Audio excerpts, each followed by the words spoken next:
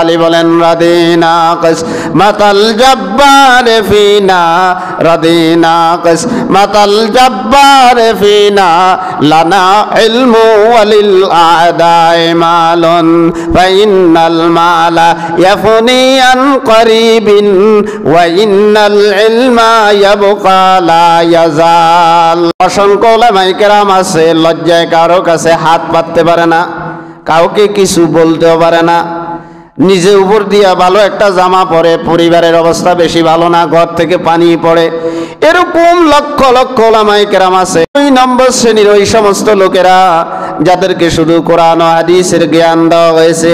শুধু কি দেওয়া হয়েছে? কথা কয় না। আল্লাহ রাব্বুল আলামিন দয়া করে কোরআন ও হাদিসের জ্ঞান শুধু দিয়েছেন, অন্য কিছু দেন নাই।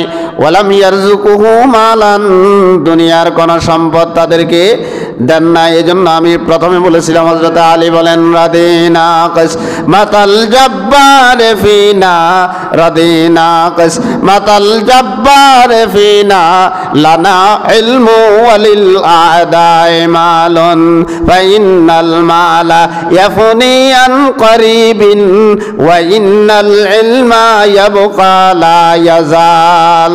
হযরত আলী বলেন, আমরা আমাদের রবের বন্টনে আমাদেরকে যে ভাগ করিয়া কোরআন ও হাদিসের ইলম দিয়েছে, আর আমাদের শত্রুদেরকে ইউরোপ সহকারে বিভিন্ন কান্ট্রির লোকগুলোকে সম্পদ দিয়েছে, তাদের সম্পদ থেকে আমাদেরকে যে কোরআন হাদিসের বুঝ দিয়েছে, এই বুঝটা পেয়ে আমরা কোটি কোটি গুণ খুশি হয়ে গেছি।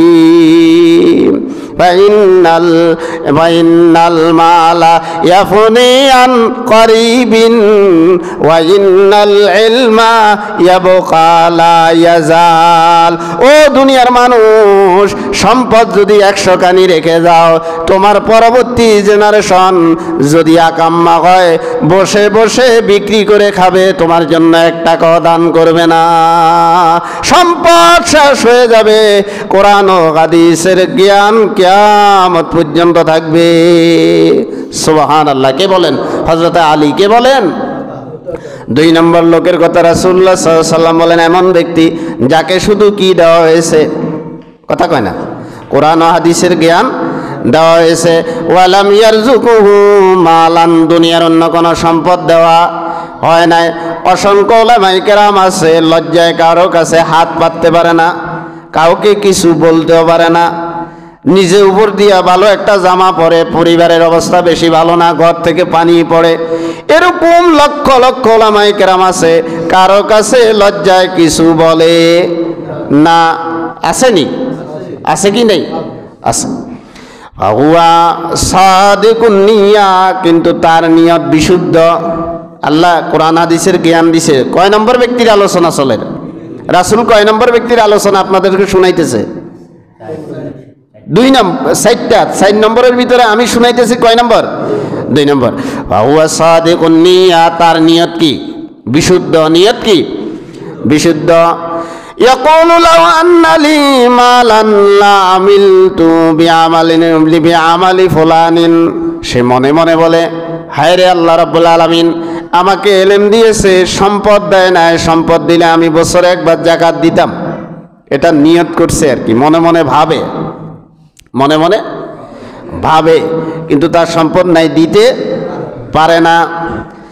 আমার বাড়ির পাশে, আমার ঘরের পাশে একজন লোক কষ্ট করতেছে, হায়রে আমার যদি সম্পদ অতিরিক্ত থাকতো আমি তাকে কিছু দিতাম।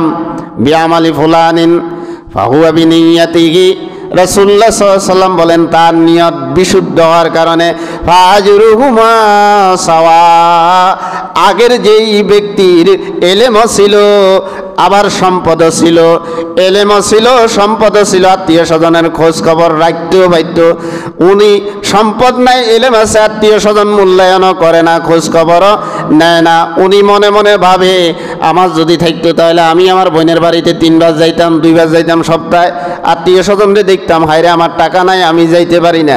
রাসূলুল্লাহ বলেন আগের জন গিয়ে টাকা দিয়ে সদকা করে যেই সওয়াব পেয়েছে, পরের জন নিয়তের কারণে সমান সওয়াব পেয়ে যাবে, সমান সওয়াব পেয়ে যাবে। কয় নম্বর গেল?